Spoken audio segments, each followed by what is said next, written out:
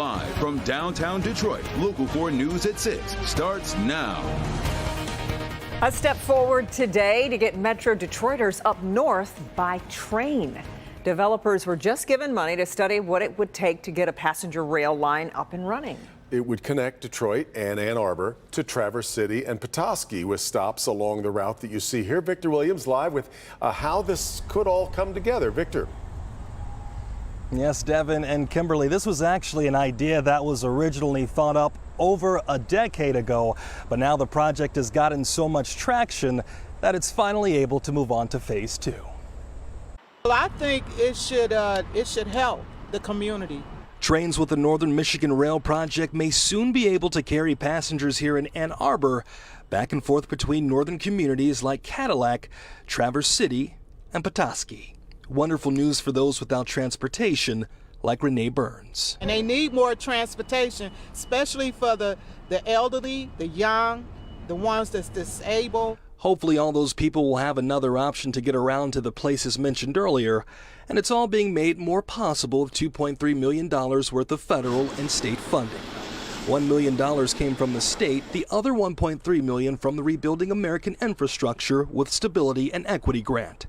Transportation Program Manager with the Groundwork Center for Resilient Communities, Carolyn Alstead, says it's totally needed. Not everyone can either afford or is able to drive a vehicle, so this gives people another way to get around that can make their lives so much easier. Since the financial aspect of the project seems to be handled at this point, now a study team consisting of local, state, and national transportation experts will take a look at an active line from Southeast Michigan to Traverse City.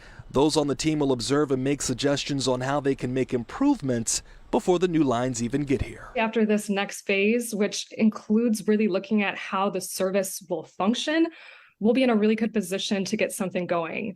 And we see that maybe it could start off as a weekend service and then build into a daily service. We have the trains that go down here, but nothing connects the southern half to the northern half. So I think it's a great opportunity for people to get around the state.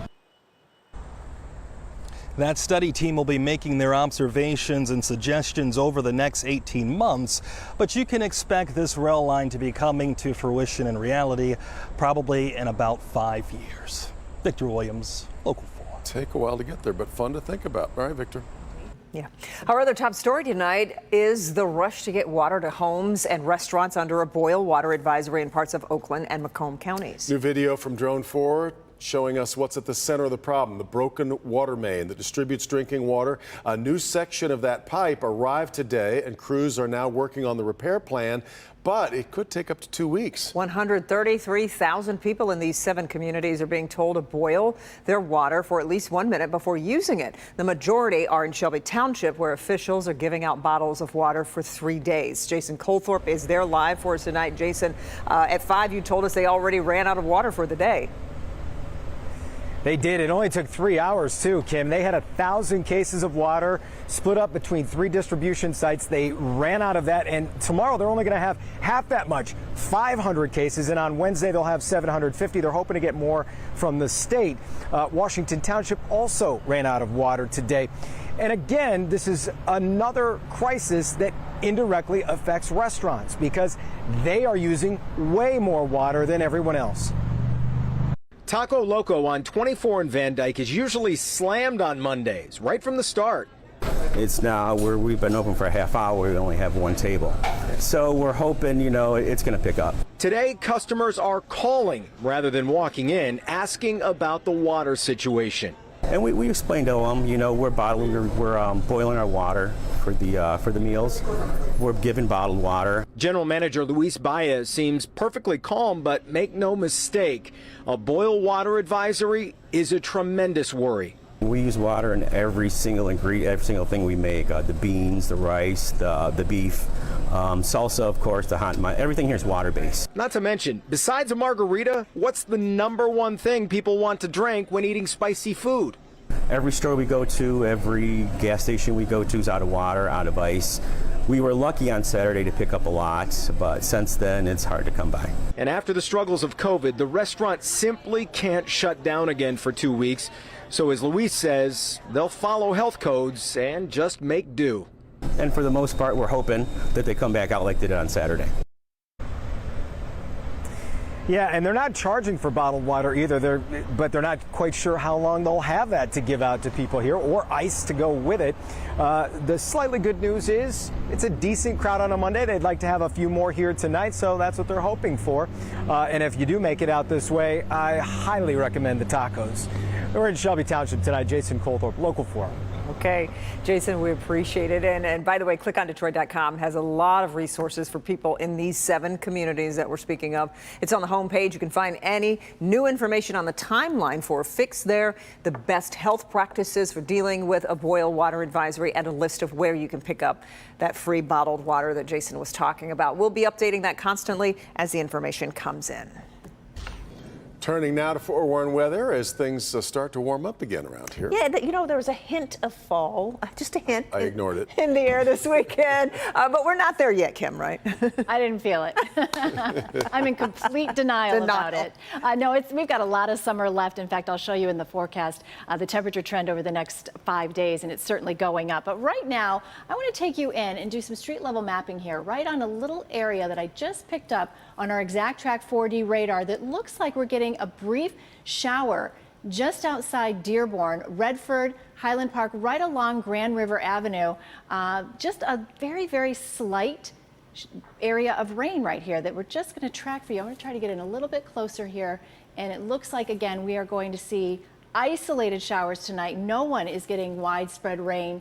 Let's go in a little closer and do some street level mapping here. And you can see Oakwood Boulevard right near Greenfield Village, just getting a couple sprinkles right now. Not a big deal, but the rest of Metro Detroit is dry and quiet. So can't rule out for the next hour some of these little isolated showers popping up. But otherwise this evening, those isolated showers come to an end as we lose that daytime heating and we drop down to the upper 60s. But I'm going to show you that temperature trend. And if you like summer, you're going to love it coming up in a few minutes. Hey, Kim, thank you. A Detroit police officer pleads no contest in connection to the crash that killed attorney Cliff Woodards. Prosecutors say Officer Tara Funderburg was speeding through a red light with lights on and sirens on when she crashed into Woodard's car. That happened in February of 2021 on West Chicago near I-96. Woodard's later died from his injuries. Today, Funderburg pleaded no contest to willful neglect of duty charges. As part of the plea, Funderburg must give up her law enforcement certification, serve 1-year probation, and perform community service. Manslaughter charges will be dismissed at sentencing, which will take place next month. The role of an FBI informant was front and center at the retrial of 2 men accused of plotting to kidnap Governor Whitmer. Prosecutors questioned Dan Chappell, trying to make it clear he was only monitoring the alleged plot in spite of paying for things like travel, motels, food during the alleged planning. Chappell told the court it was Adam Fox who was actually the leader, but at one point Chappell admitted he did suggest they could, quote, put a round through her window to de-escalate or scare Whitmer as she imposed COVID lockdowns. Adam Fox and Barry Croft Jr. are on trial again after the first jury couldn't reach a verdict. Trial continues tomorrow. A Redford man is facing 20 counts for firing shots at Detroit police officers. Police say Sahar Richardson took off during a traffic stop last week on Fort Street and Schaefer Highway in southwest Detroit. Detroit police officers chased after him and say he opened fire on them. Richardson was eventually caught and is facing charges that include assault with intent to murder. Sterling Heights police are trying to stop crimes before they happen, and they're doing it with a new unit in the department. It has led to nearly 24 felony arrests and hundreds of traffic stops in the last month. In one case last week, it led to the discovery of a gun and taser. Priya Mann has more on how the unit operates. The Directed Patrol Unit was created this year. It's a group of officers who are targeting hotspots, and in this case, a traffic stop led to weapons being taken off the streets. This is exactly what we want a Directed Patrol Unit doing, and we've been doing this since July. A 5-member team comprised the newly formed Directed Patrol Unit. These officers are not assigned 911 calls. Their job is to float the city looking for suspicious, dangerous things. And that's exactly what happened on Friday night. Those officers found a gun, multiple magazines, and a taser during a traffic stop. This is why we really stress proactive enforcement. If you see something unusual, stop the car, talk to the person, and find out what's going on. A Detroit woman was driving near Van Dyke and 14 Mile when she was pulled over for not wearing a seatbelt.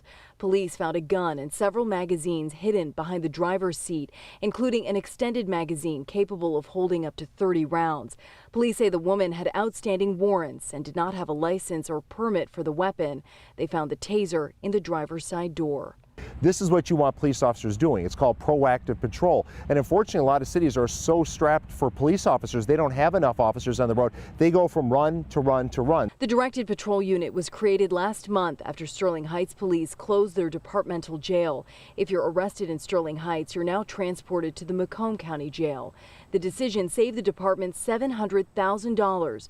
The chief hired 7 new officers, 2 for community services and 5 for the Directed Patrol Unit. He says the results speak for themselves. It's just been over a month, and we already have 20 plus good arrests, felony arrests, hundreds of traffic stops, and this is exactly what we want to have happen. In Sterling Heights, I'm Priya Mann, Local 4. And that Detroit woman was taken into custody and is now facing weapons charges.